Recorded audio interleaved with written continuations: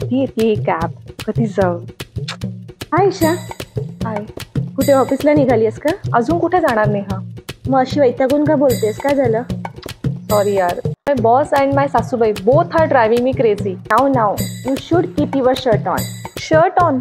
नाही, मी आज शर्ट नाही घातलंय, आज मी जॅकेट घातलंय. कारण की स्लीवलेस घातलं तर परत सासूबाई ओढत बसतात. आज त्याच्यावरूनच भांडाभांडी झाली आहे. नो, आणि you need to hold your horses. Hold your horses? कुठल्या जमान्यात राहतेस नेहा?